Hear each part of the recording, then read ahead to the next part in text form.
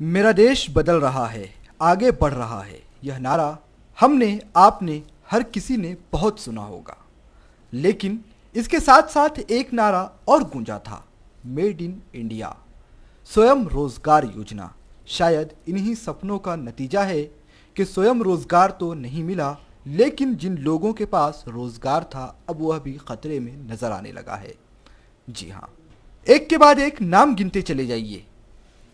HAL जो कि भारत में हथियारों की निर्मित करने वाली कंपनी है, उसके साथ ही पवन हंस जो कि भारत की सरकारी हेलीकॉप्टर बनाने वाली कंपनी है, उसके बाद BSNL, उसके बाद जेट एयरवेज और अब उसके बाद एक नाम और जोड़ लीजिए, भारतीय संचार निगम।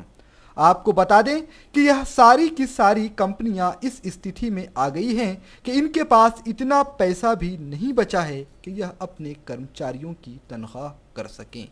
जेट एयरवेज के कर्मचारी रोड पर हैं, अपने तनख्वाह की मांग कर रहे हैं। बीते दिनों एक कर्मचारी सुसाइड भी कर चुका है। HAL बंद होने के कगार पर है। लगभग 2 माह से HAL के कर्मियों का श्रम भुगतान नहीं हो पाया है। उसके साथ ही पवन हंस के कर्मचारियों की तनख्वाह भी रोक दी गई है। सबसे ऊपर जो नजर आ रहा है वह जेट एयरवेज है और उसके बाद भारतीय संचार निगम है।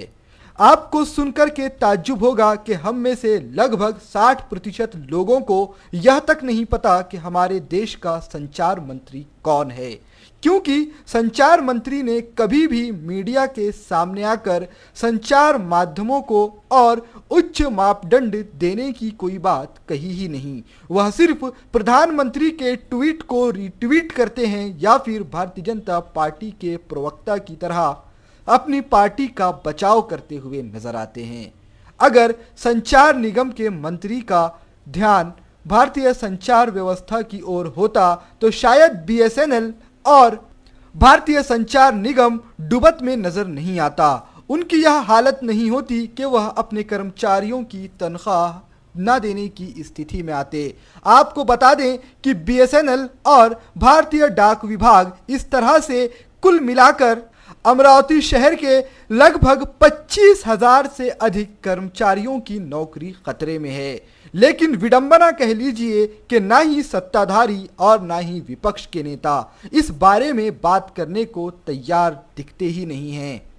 रोजगार तो देश में मिलने वाला था, फिर आखिर ऐसा क्या हुआ कि देश के लोगों के हाथों का पुराना रोजगार भी जाने लगा?